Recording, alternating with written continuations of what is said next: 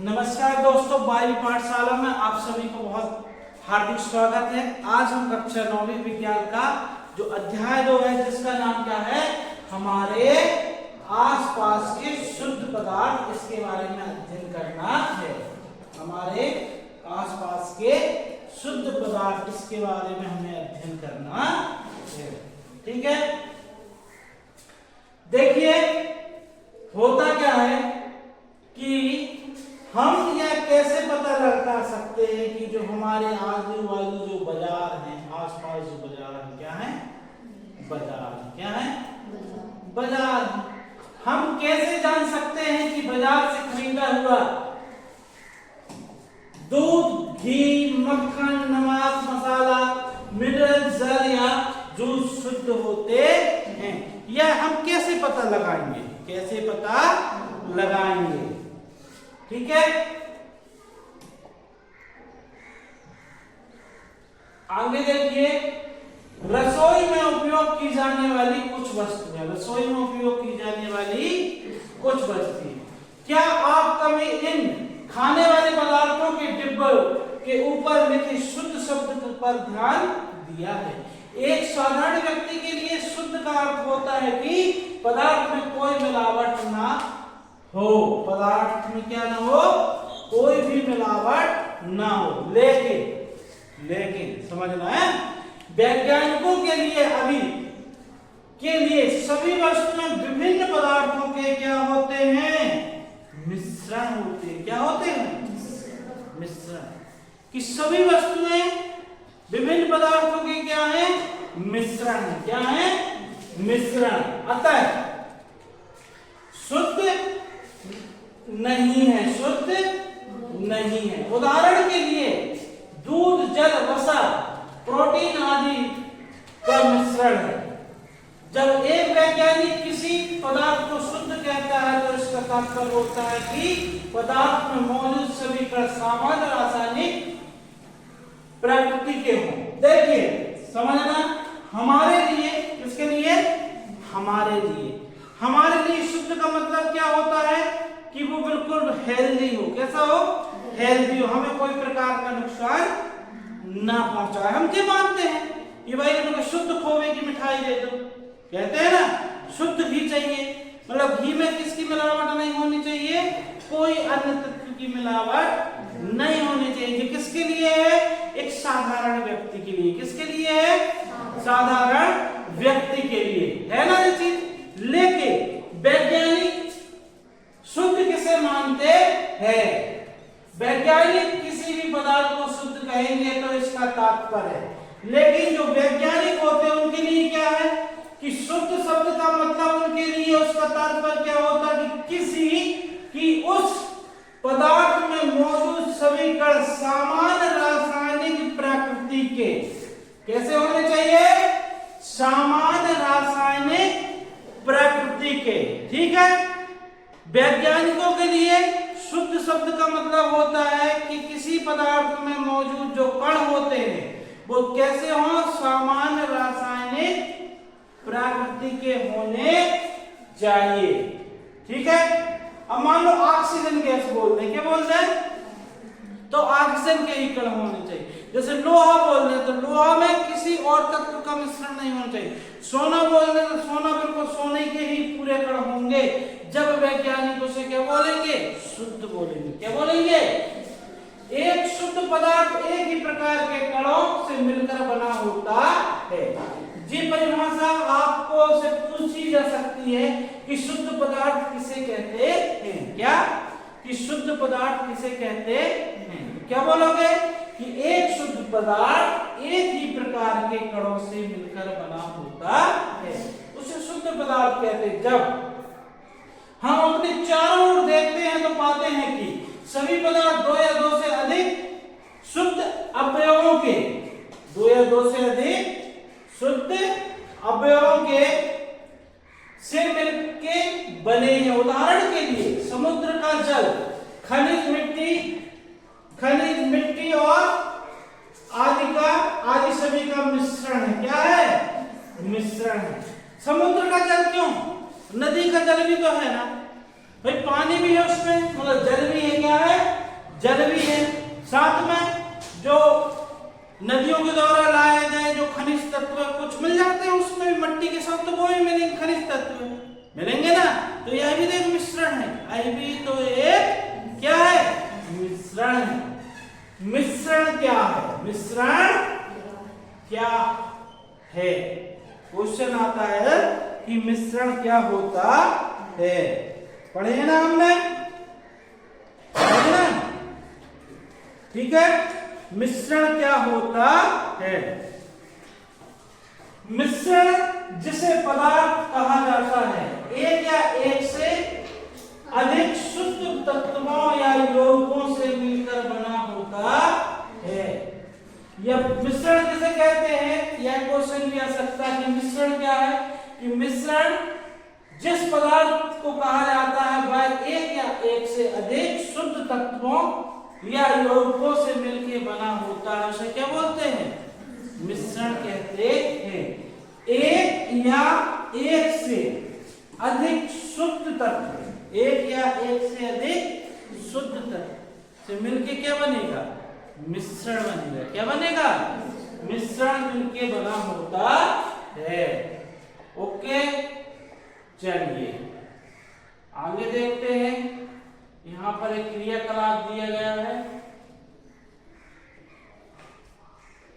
किसी पदार्थ को अन्य प्रकार के तत्वों में भौतिक प्रक्रम, चलिए किसी पदार्थ को अन्य प्रकार के तत्वों में भौतिक प्रक्रम द्वारा पृथक नहीं किया जा सकता। हम जानते हैं कि जल में घुले हुए सोडियम क्लोराइड को वाष्पीकरण या आसवन विधि द्वारा जल से पृथक किया जा सकता है। यद्यपि सोडियम क्लोराइड अपने आप में एक पदार्थ है और इसे भौतिक विधि के द्वारा इसके रासायनिक अवयवों से पृथक नहीं किया जा सकता। इस प्रकार चीनी एक पदार्थ है, जो पदार्थ है क्योंकि वह एक ही प्रकार का शुद्ध अवयव रखता है और इसका यौगिक समान रहता है। पेयजल, पेय पदार्थ और मिट्टी में एक समान कण नहीं होते। किसी भी स्रोत से प्राप्त होने वाले किसी एक पदार्थ के अवलाक्षणिक गुण एकक होते हैं। इस प्रकार हम कह सकते हैं कि मिश्रण में एक से अधिक पदार्थ होते हैं।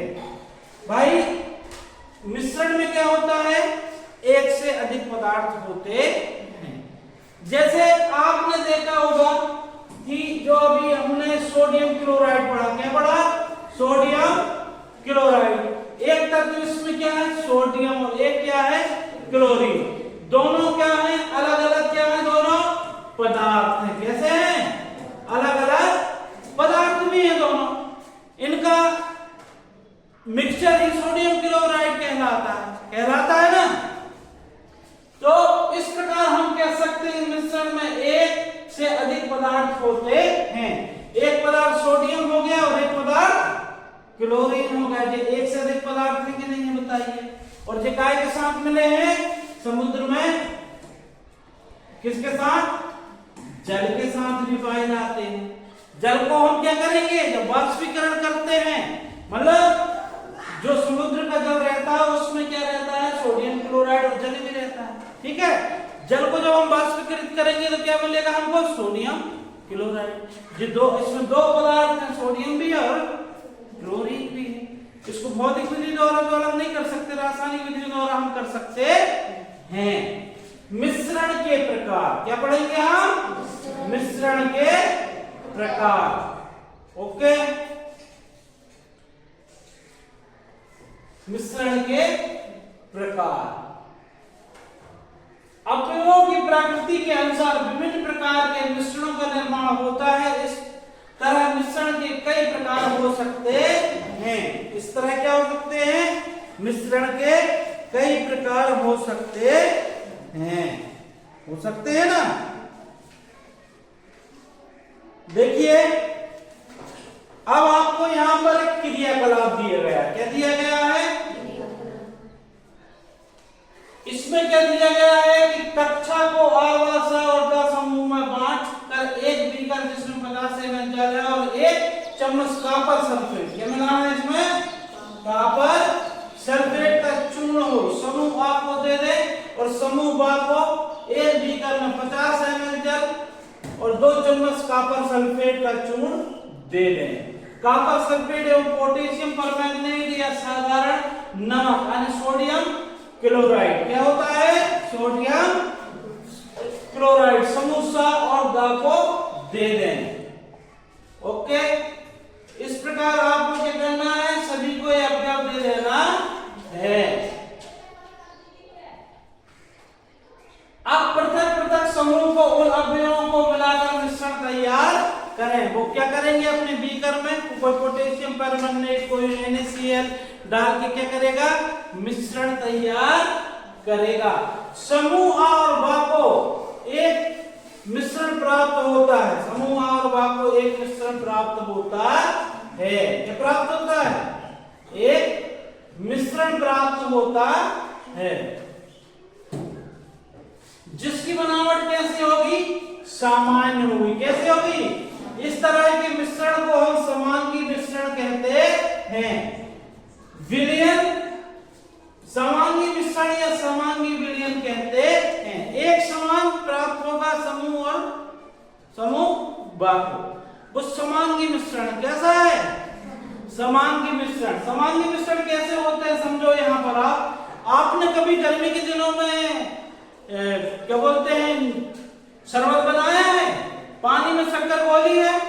जब पानी में शक्कर घुल जाती है तो वो दिखती है आपकी आंखों में कि शक्कर दिखती है? नहीं दिखती है। क्या होती है? नहीं दिखती है।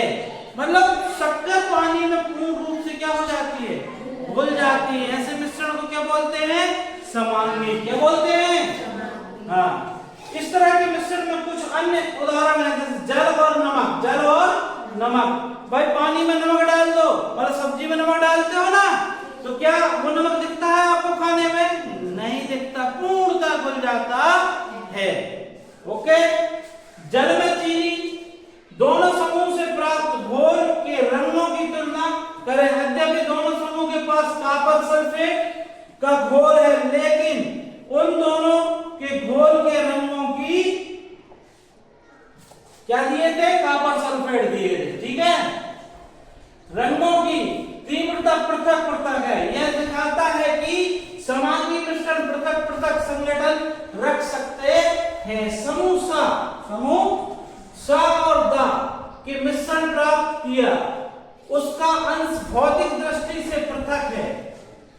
इस तरह के मिश्रण को विषमांगी मिश्रण कहते हैं। सोडियम क्लोराइड और लोहे की छीलन एवं नमक, सल्फर एवं जल एवं तेल विषमांगी मिश्रण के उदाहरण होते हैं। समझना क्या हुआ? जब हमने क्या डाले? सोडियम क्लोराइड मतलब NaCl और इसके साथ क्या मिलाया? लोहा। क्या मिलाया? क्या मिलाया? लोहे की छीलन। क्या मिलाए? मतलब लोहे के छोटे छोटे टुकड़े मिलाए। क्या मिलाए हमने? लोहे के छोटे छोटे टुकड़े मिलाए। वीडियो देखने में शायद आप इतना मग्न हो गए होंगे कि हमारे चैनल को सब्सक्राइब करना भूल चुके हैं। तो सबसे पहले जाकर आप हमारे चैनल को सब्सक्राइब करें, लाइक करें और शेयर करें। चलिए आगे देखते हैं। तो सोडियम और लोहे की छीलन, ये क्या है? अलग अलग ही रहेंगे। इनको कितनों भी मिला दें हम, जब मिलेंगे नहीं, मिलेंगे नहीं। कैसे रहेंगे? अलग अलग ही रहेंगे। इसलिए इन्हें क्या बोलते हैं? विषमांगी मिश्रण। इसका एक उदाहरण और आपको बताऊं। आपके घर में आप लोग क्या करते हो? बरसात के दिनों में नलों में पानी कैसा आता है? कंडला पानी आता है, नहीं आता? बताइए। कंडला पानी आता है। ये क्या है? जल है। इसमें क्या होता है? मिट्टी के छोटे छोटे कण होते हैं कि नहीं होते हैं? बताइए। ऐसे कण होते हैं ना, हल्का सा पीला सा दिखता है। लेकिन इस पानी को आप बहुत देर तक रख देंगे। क्या करेंगे? बहुत देर तक रख देंगे तो नीचे छोटे छोटे कण बैठ जाते हैं और शुद्ध पानी कैसा होता है? हमारा ऊपर आ जाता है ना। तो यह भी मिश्रण कैसा है? यह मिश्रण कैसा है? विषमांगी। कैसा है? यह मिश्रण भी कैसा है? विषमांगी। कैसा है? विषमांगी मिश्रण होता है। क्यों है विषमांगी? क्योंकि इसमें जो मट्टी या धूल के जो कण हैं वो पानी के साथ क्या है, घुले, पूर्णतः नहीं घुले, पूर्णतः नहीं घुले, नहीं घुले है ना, पूर्णतः नहीं घुले, इसलिए तो वो पीला देख रहा है ना। धीरे धीरे क्या होगा, जब आप रख देंगे तो ये धूल के कण नीचे बैठ जाएंगे तली में, ऊपर आपका साफ पानी बचेगा। तो ये किस प्रकार का मिश्रण है, विस्मांगी मिश्रण है। कैसा है, इसी प्रकार नमक और सल्फर, जल और तेल, भाई पानी और तेल मिलता है कभी नहीं मिलता। आप कितना भी हिला लो, छोटी छोटी बूंदें बन जाएंगी उसकी, लेकिन कुछ देर बाद आप देखोगे तो उसकी सतह में वो तैरने लगेगा। तो यह भी एक विस्मांगी मिश्रण है। तो समांगी मतलब जब ऐसा विलयन जो एक समान बन जाए, ठीक है, जैसे नमक और पानी का घोल। विस्मांगी मतलब जिसमें दोनों अवयवी मतलब विलेय और विलायक दोनों अलग अलग होते हैं, ठीक है, ओके।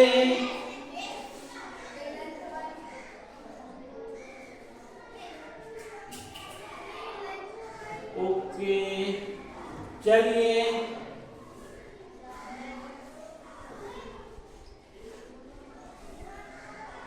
अब थोड़ा यहां देखें, विलयन के कणों में समांगिकता होती है। उदाहरण के लिए नींबू जल का स्वाद सदैव समान रहता है। समांगी मतलब क्या हुआ, जो बिल्कुल सब जगह एक सा घुल जाता है, ऐसा विलयन। जैसे आप गर्मी के दिनों में एक गिलास पानी में नींबू निचोते हैं और उसको थोड़ा हिला देते हैं, उसके बाद उसको पीते हैं, तो पहला घूंट और अंतिम घूंट गिलास के पानी का पहला घूंट हो चाहे अंतिम घूंट हो, आपको नींबू का स्वाद आएगा ना, आएगा, क्योंकि वह एक समांगी मिश्रण है। वो क्या है, समांगी मिश्रण रहता है। क्या रहता है, समांगी मिश्रण होता है, ठीक है। तो ये किसके लिए है, विलयन। क्या है, विलयन। दो या दो से अधिक पदार्थों का समांगी मिश्रण को आप प्रतिदिन बहुत प्रकार के विलयनों को देखते होंगे। नींबू जल देखिए क्या होता है, विलयन। क्या होता है, विलयन में क्या होगा, दो या दो से अधिक पदार्थों के समांगी मिश्रण। विलयन क्या है, दो या दो से अधिक पदार्थों का समांगी मिश्रण, उसे हम विलयन कहते हैं। जैसे नमक, पानी, शक्कर, पानी, नींबू, पानी, ये क्या है, समांगी विलयन। क्या है, बहुत प्रकार के विलयनों को आप देखते होंगे। नींबू जल सोडा विलयन के उदाहरण प्राय हम एक विलयन को ऐसे तरल पदार्थ के रूप में विचार करते हैं जिसमें ठोस, द्रव और गैस मिले हो, लेकिन प्रकृति में ठोस विलयन कौन है, प्रकृति में मिश्र धातु, और गैसीय विलयन कौन है, वायु। विलयन का मतलब सिर्फ इतना नहीं होता है कि हम उसको क्या कहते हैं, उसको क्या समझे कि सिर्फ ये नहीं कि विलयन का मतलब सिर्फ इतना कि उसमें क्या हो, सिर्फ पानी और नींबू, मतलब कि कोई द्रव अकेला नहीं होता। विलयन ठोसों में भी विलयन होते हैं, ठोसों में भी विलयन होते हैं, जैसे मिश्र धातु। क्या है, मिश्र धातु। और गैसों में विलयन क्या है, जैसे वायु होते, दो गैस आपस में मिल गई एक दूसरे में। पर यहाँ पता कर पा रहे हैं क्या हम कि कहाँ ऑक्सीजन है, कहाँ कार्बन डाइऑक्साइड, कहाँ नाइट्रोजन है, मिल चुकी है एक दूसरे में यहाँ वातावरण में, ठीक है, ओके। चलिए आगे देखते हैं। विलयन के कणों की समांगिकता होती है। उदाहरण के लिए हम नींबू जल का स्वाद सदैव पाते हैं। चलिए अगला देखते हैं, इसमें क्या, मिश्र धातु में। क्या देखते हैं, मिश्र धातु में। तो भाई मिश्र धातु भी क्या है, विलयन है। क्या है, और वो भी कौन से विलयन है, समांगी। कैसे है, समांगी होते हैं, जिन्हें भौतिक क्रिया द्वारा अवयवों में पृथक नहीं किया जा सकता। ध्यान रखना, मिश्र धातु के अवयवों को भौतिक क्रिया द्वारा अलग नहीं किया जा सकता। भौतिक क्रिया मतलब ऐसा नहीं कि दो धातु आप मिलाकर आपने कोई मिश्र धातु बनाए हैं और उन धातु को अलग करना है तो हाथ से पकड़ के अलग अलग कर एनर्जी है, कोई ताकत लगा के या कोई मशीन में दबा के उसको अलग कर पाओगे, ऐसा नहीं कर सकते। भौतिक क्रियाओं द्वारा पृथक नहीं किए जा सकते, किया जा सकता, लेकिन फिर भी मिश्र धातुओं को मिश्रण माना जाता है, क्योंकि ये अपने संगठन के गुणों को दर्शाते हैं और पृथक पृथक संगठन रखते हैं। उदाहरण के लिए पीतल, पीतल क्या है बच्चे, क्या है पीतल, क्या है, मिश्र धातु है, क्या है, जो किससे बनी है, जिंक का लगभग 30% हिस्सा होता है और कॉपर का 70%। कॉपर यानी तांबा, क्या होता है, तांबा का कितना हिस्सा, 70% हिस्सा होता है। ओके, किसी विलयन के दो भाग, समझना, किसी भी विलयन कितने भाग होते हैं, दो भाग होते हैं। मान लो आपने क्या किया है, आप गर्मी के दिनों में बहुत थक के आए हैं और जे आपके सामने क्या रखी है, चीनी, क्या रखी है, चीनी, ठीक है, क्या रखी है, चीनी, ये क्या है आपकी चीनी, और यहाँ पर आपने क्या किया हो, एक गिलास में क्या रखे हो, पानी, क्या रखे हो, पानी, क्या किए, पानी, गलत, पानी अच्छा नहीं बना, चलिए ठीक है, पानी क्या है, पानी, ठीक है। आपने इससे क्या किए, ये क्या है, जल है, क्या है, इस जल में क्या किए, 2 चम्मच क्या डाल दिए, चीनी, 2 चम्मच क्या डाले, चीनी डाले, क्या डाले, चीनी। आप बाद में जब देखते हैं,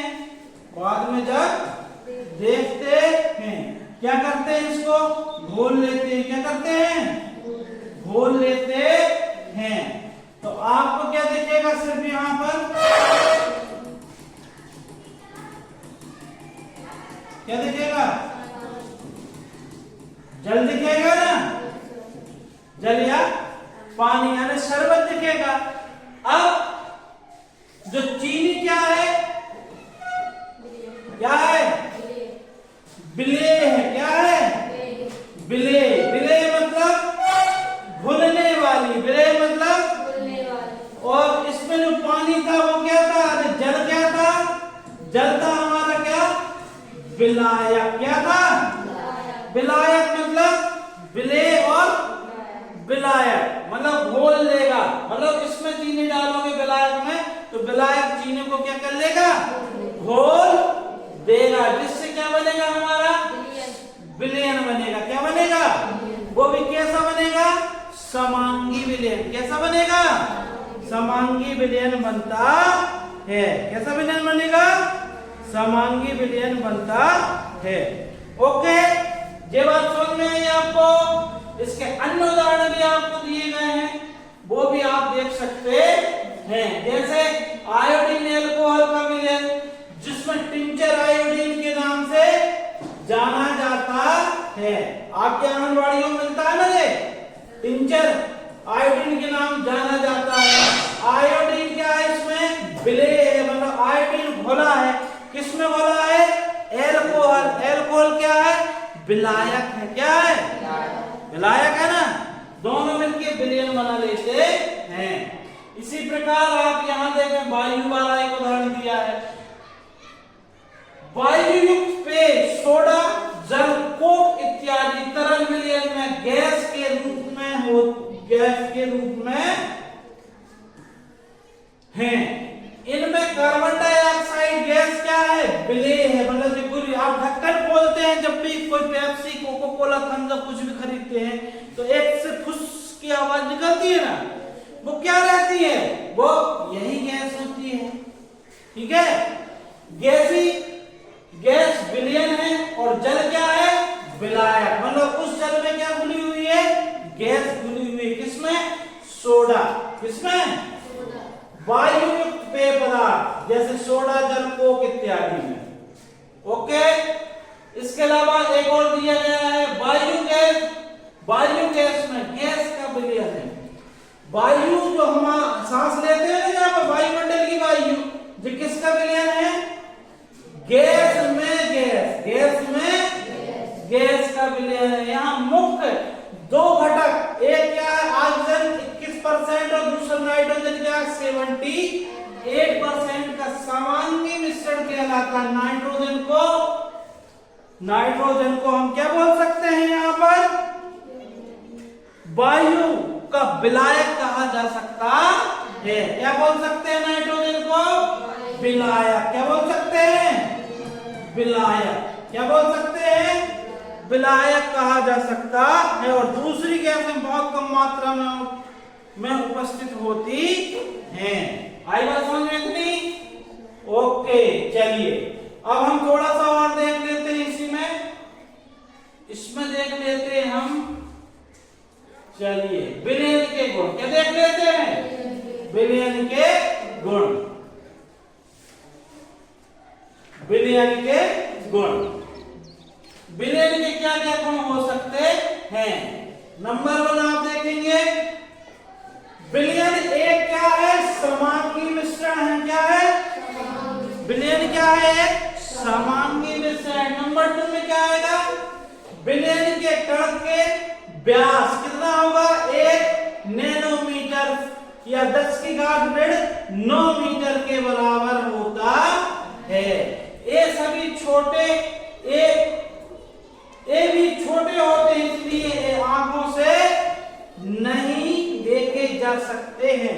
शक्कर घोल लेते हो शरबत बनाने के लिए, तो क्या वो शक्कर पानी में दिखती है तुम्हें? नहीं दिखती है, क्योंकि ये बहुत छोटे होते हैं। 1 नैनोमीटर के होते हैं। कितने होते हैं? 1 नैनोमीटर के। आपने छोटे आकार के कारण विलयन के कण गुजर रहे प्रकाश की किरण को फैलाते नहीं है, फैलाते नहीं है, फैलाते नहीं है। ध्यान रखना, फैलाते नहीं कह देना, ठीक है? विलयन के गुण है, फैलाते नहीं है। 12वीं पाठशाला में आप सभी का बहुत बहुत स्वागत है। हम पढ़ रहे हैं विलयन के बारे में। किसके बारे में पढ़ रहे हैं? विलयन के बारे में। आपको क्या करना है कि विलयन के बारे में जब हम पढ़ रहे हैं, ठीक है, ये एक बीकर है। क्या है? बीकर। इसके अलावा हमने क्या ली है? थोड़ी मुट्ठी भर क्या ली है? चीनी। क्या ली है? चीनी, ठीक है। तो जो हमारी क्या हुई? चीनी। क्या हुई? ये क्या कहलाएगी हमारी? क्या कहलाएगी बताइए? विलेय होगी। क्या होगी? विलेय होगी ना। और विलायक क्या होगा हमारा? जल। क्या होगा? जल क्या हो गया? विलायक। क्या हो गया? विलायक, ठीक है। हम इस बीकर में क्या करेंगे? पानी लेंगे। क्या करेंगे? बीकर में पानी लेते हैं। ये है बीकर, इसमें हमने लिया क्या? पानी। क्या लिया? ये पानी क्या है बच्चों? यह पानी है क्या है? विलायक। क्या पानी? विलायक होता है। इसमें हम कुछ मात्रा में क्या डालेंगे? चीनी डालते हैं। क्या डालते हैं? चीनी। ये हम चीनी डाल रहे हैं, ठीक है।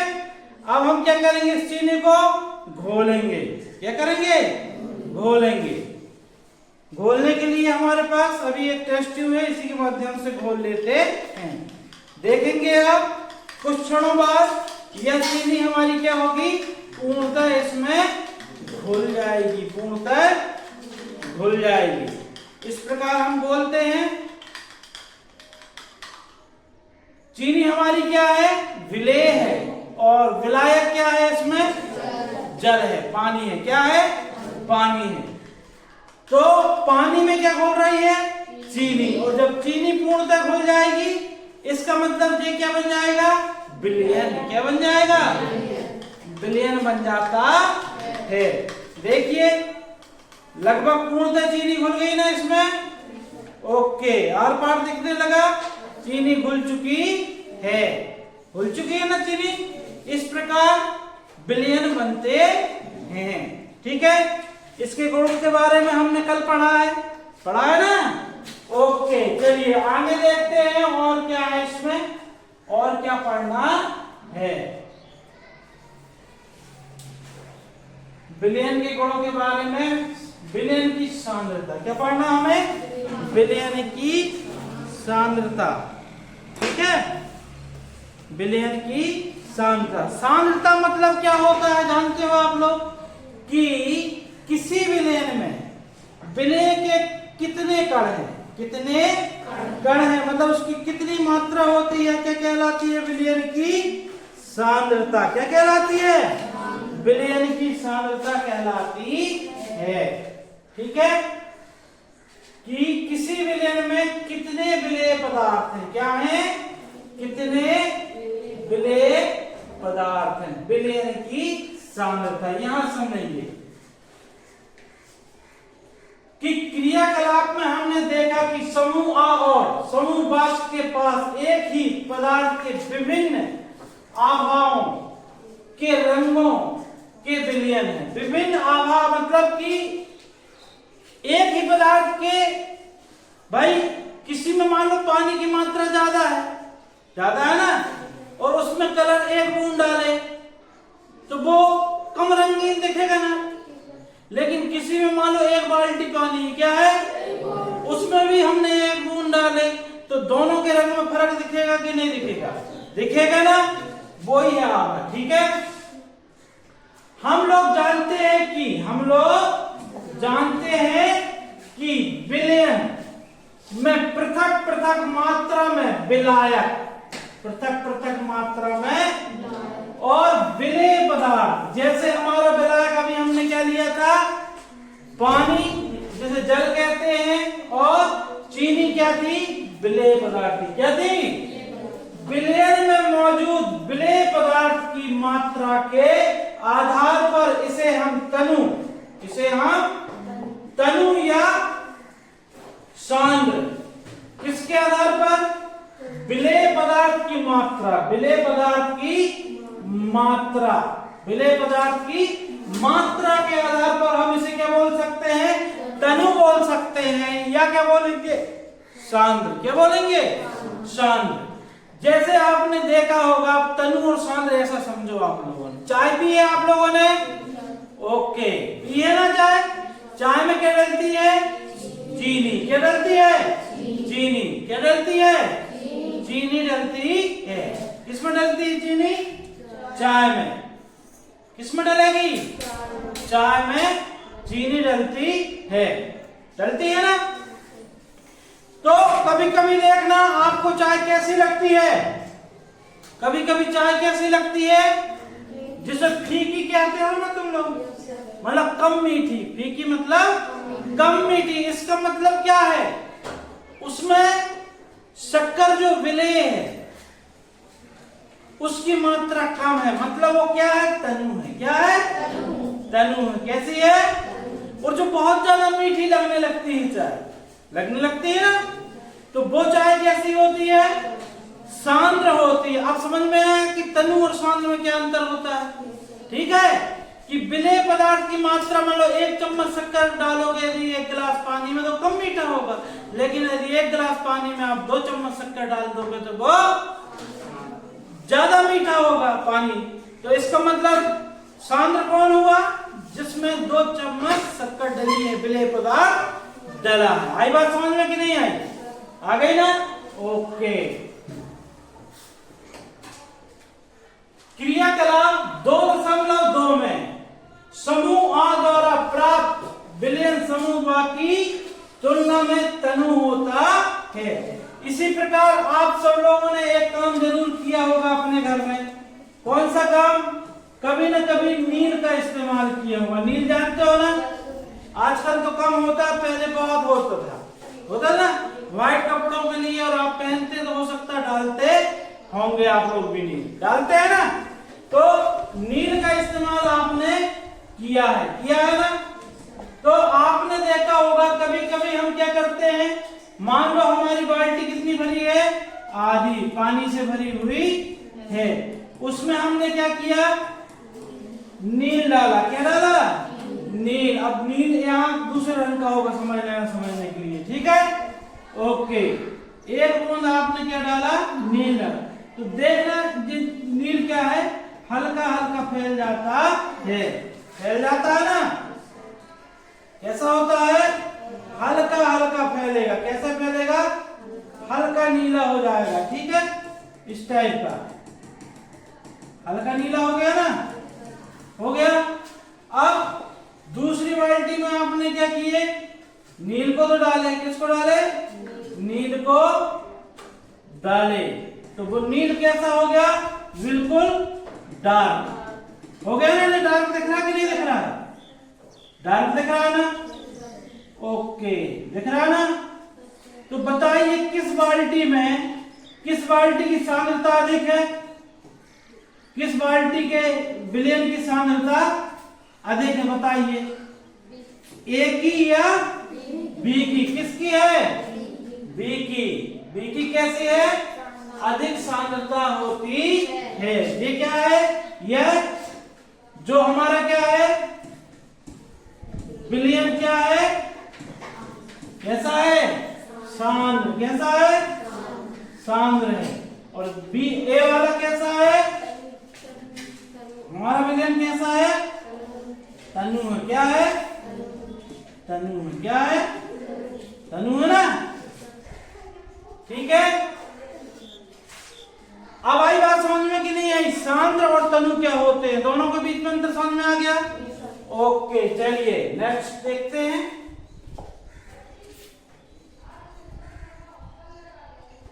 अब आपको क्या करना है, दो पृथक पृथक बीकरों में 50 ml जल ले लें, एक बीकर में नमक और दूसरी बीकर में चीनी अथवा बेरियम क्लोराइड मिलाकर अच्छी तरह हिला लें, ठीक है। एक बीकर में हमने क्या लिए, नमक लिए, क्या लिए, नमक लिए, इसको क्या किए, अच्छी तरह हिला लिए, हिला लिए ना। और एक में चीनी, एक बीकर में हमने क्या घोले थे, चीनी घोले थे, क्या घोले थे, चीनी, ठीक है। ओके आगे देखते हैं क्या होता है। विलेय पदार्थ को पुनः मिलाना शुरू करें। अब क्या करना है, आपने क्या किया, पहले ले लिया, जब विलेय पदार्थ, जब विलेय पदार्थ अधिक न घोले तब 5 अंश सेंटीग्रेड ताप बढ़ाने के लिए बीकर को गर्म करें। अब क्या करना है कि भाई इसको हम क्या किए, विलेय पदार्थ लिए थे, चीनी घोले थे ना, इसमें यदि हम और चीनी डालते हैं तो ये घुलेगी नहीं, ये घुलेगी नहीं, और चीनी डाले ना, डाले चीनी। अब हम घोलने का प्रयास करते हैं, देखते हैं घुलती कि नहीं घुलती है। देखिए सब लोग गौर से देखेंगे, चलिए ओके। देखिए इसमें कुछ चीनी अभी इसकी तली में दिखाई दे रही है, यह घुल नहीं रही है। इसको घोलने के लिए हमें क्या करना पड़ेगा, टेम्परेचर देना पड़ेगा, मतलब इसको 5 मिनट तक हम आग में या बर्नर के ऊपर रख देते हैं। अब देखते हैं क्या होता है। फिर क्या करें, बीकर को गर्म करें और विलेय पदार्थ को पुनः मिलाना शुरू करें। पुनः हम इसको क्या करते हैं, गर्म करने के बाद इसको पुनः मिलाने का प्रयास करते हैं, प्रयास कर रहे हैं, पुनः मिलाने का इसका प्रयास कर रहे हैं। देखते हैं रिजल्ट क्या आता है। देखिए चीनी के कण घुल चुके हैं, चीनी के कण क्या हुए, घुल गए, ठीक है। ओके अगला देखते हैं।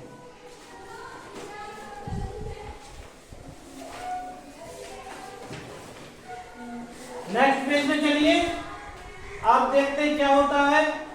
क्या दिए गए ताप पर चीनी, नमक अथवा बेरियम क्लोराइड की जल में घोली गई मात्रा बराबर है।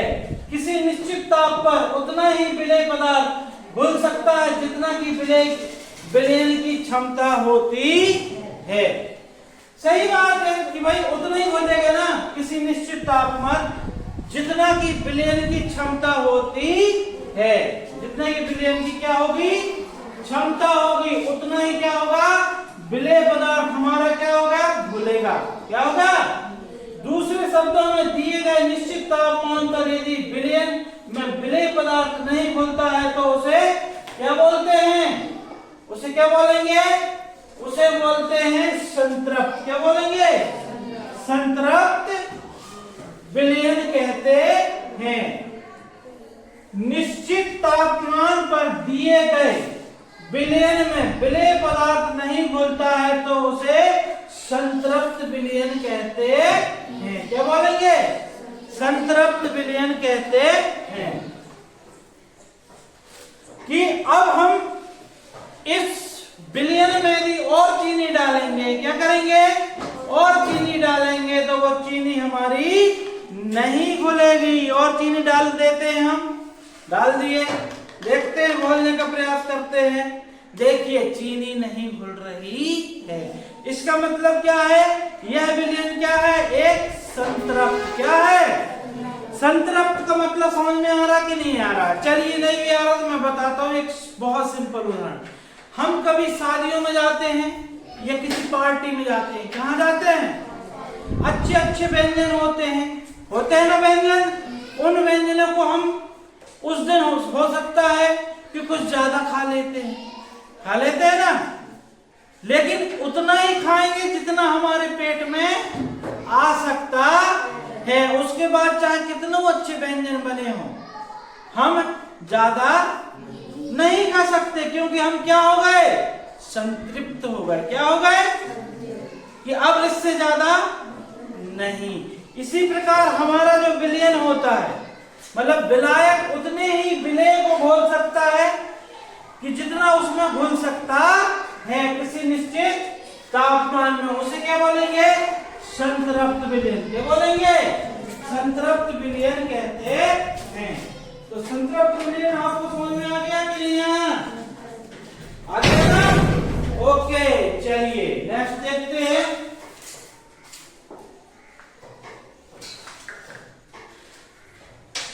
विलेय पदार्थ की वह मात्रा, विलेय पदार्थ की जो इस ताप पर संतृप्त विलयन में उपस्थित है उसे घुलनशीलता कहलाती है।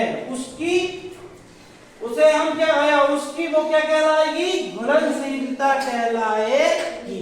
कि एक विलयन में कितना विलेय घुल सकता है, यह क्या कहलाएगी? घुलनशीलता कहलाती है। ओके, आगे देखते हैं।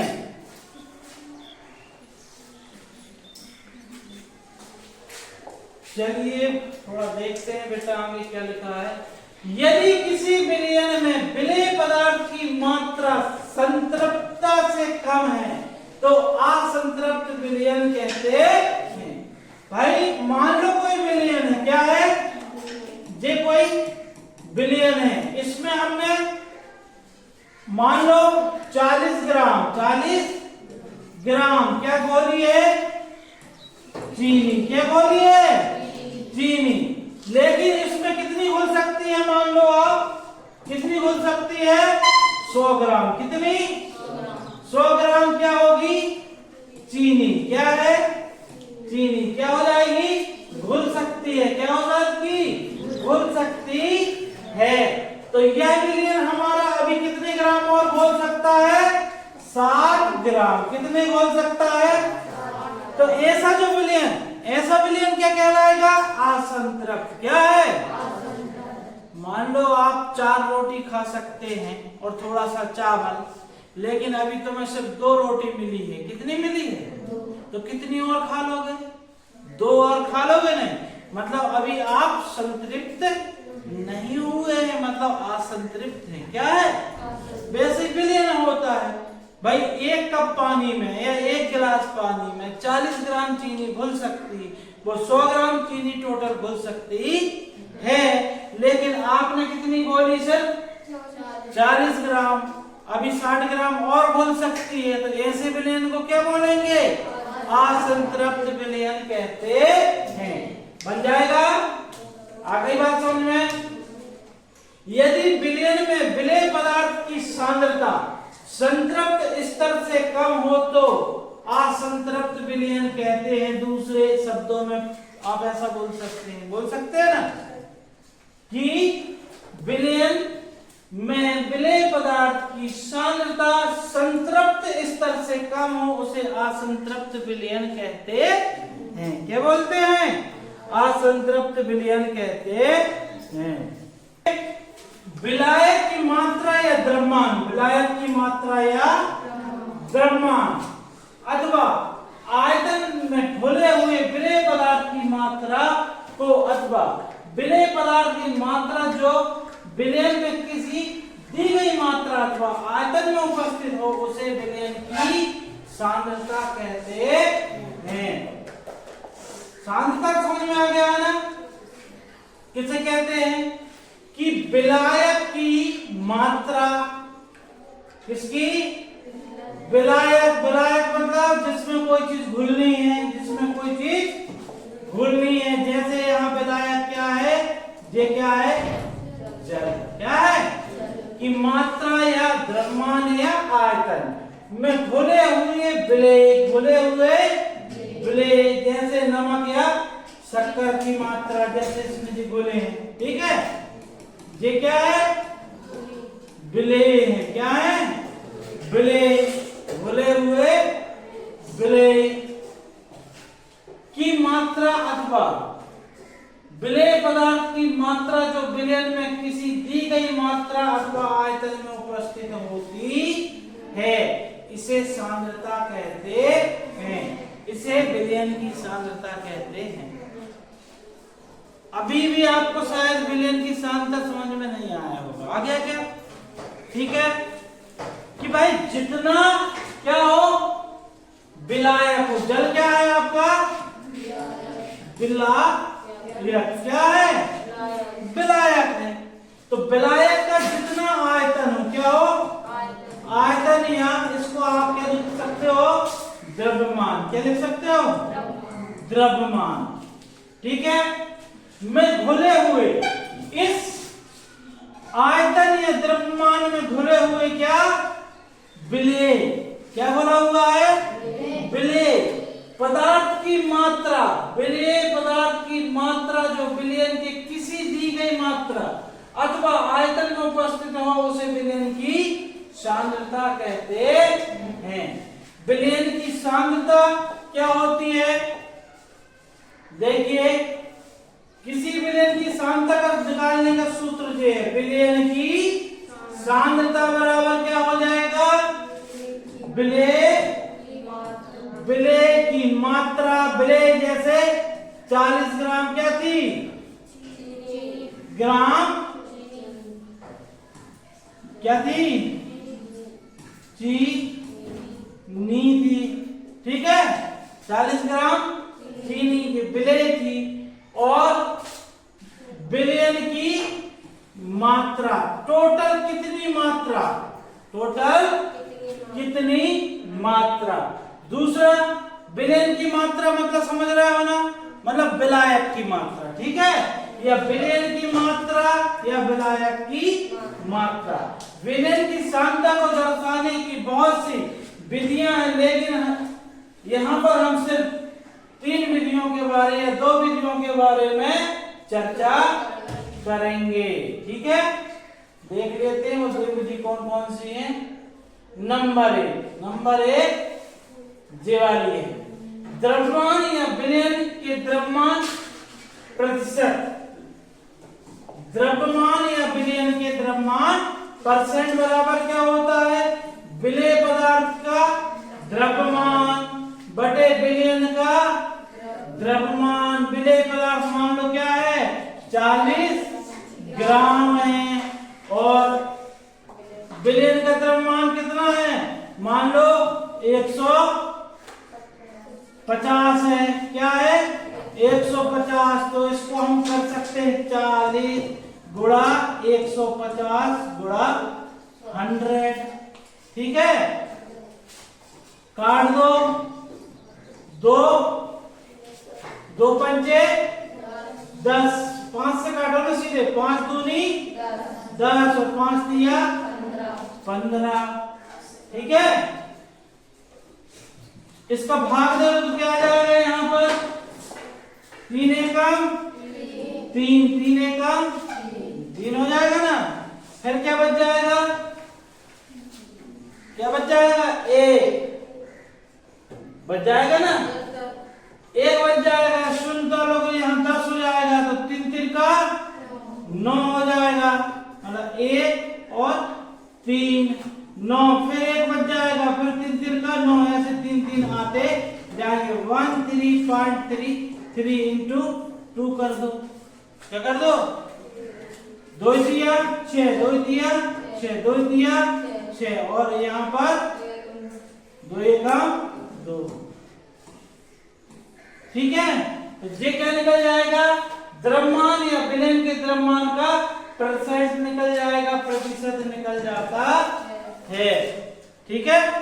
ओके, दूसरा आप देखेंगे, दूसरा आप देखेंगे, ये वाला दिया द्रव्यमान या विलयन के आयतन का परसेंट निकाल, विलय पदार्थ का द्रव्यमान या विलयन का आयतन, बात वही है, ठीक है। एक उदाहरण दिया गया है आपको, क्या दिया गया है कि 1 बिलियन के 320 ग्राम विलायक और जल में 40 ग्राम साधारण नमक मिले हैं, क्या बोले हैं, नमक को बोल दिए हैं। तो आपको क्या करना है, सांद्रता की परिकल्पना करना है।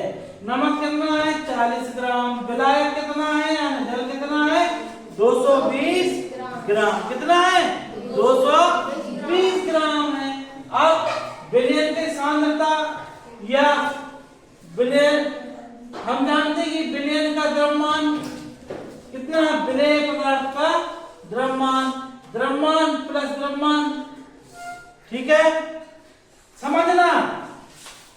ये क्या लिखा है, विलय पदार्थ का, किसका लिखा है, विलय पदार्थ का द्रव्यमान, और ये क्या लिखा है, विलायक का, और ये क्या लिखा है, विलयन का। जब विलय और विलायक आपस में मिल जाते हैं तो उसको क्या बोलने लगते हैं, विलयन कहने लगते हैं। तो टोटल द्रव्यमान कितना आया बच्चों, 360 आया, इनको दोनों को जोड़ देंगे, आया ना। आप देखते हैं विलयन का द्रव्यमान परसेंट कितना, विलय पदार्थ का द्रव्यमान कितना है भाई, कितने विलय पदार्थ कितना था, 40, कितना था 40, और विलयन का कितना आया था, 360, मतलब क्या हो जाएगा, 40/360 इंटू 100, 0 से 0 गया, 0 से, ठीक है, काट दो, 2 पंचे 2 एकम 2 अट्ठे 16, अब कट जाएगा 200 और कट जाएगा, 2 नाम 20 हो जाएगा ना। आप देखो कटेगा, नहीं कटेगा, गुणा करो, क्या करो, 5 शून्य 5 दूनी 10, तो क्या आ जाएगा, 100/9, काटो, कितनी बार कटेगा, भाग देंगे तो एक बार, फिर एक बार, फिर भी क्या होगा, एक ही बार जाएगा, मतलब आंसर क्या जाएगा आपका, ANS बराबर 1.1 प्रतिशत क्या है आपका, विलय, क्या है, विलय की सांद्रता इतनी प्राप्त होती है। ओके, हाँ, करोगे तो सब बनेगा, नहीं करोगे तो कुछ नहीं बनेगा, जो दिया गया है यहाँ पर, ठीक है। नेक्स्ट क्लास में हम क्या पढ़ेंगे, निलंबन। वीडियो देखने के लिए धन्यवाद। हमारे चैनल को सब्सक्राइब करें, लाइक करें, हो सके तो अधिक से अधिक शेयर करें। Thank you.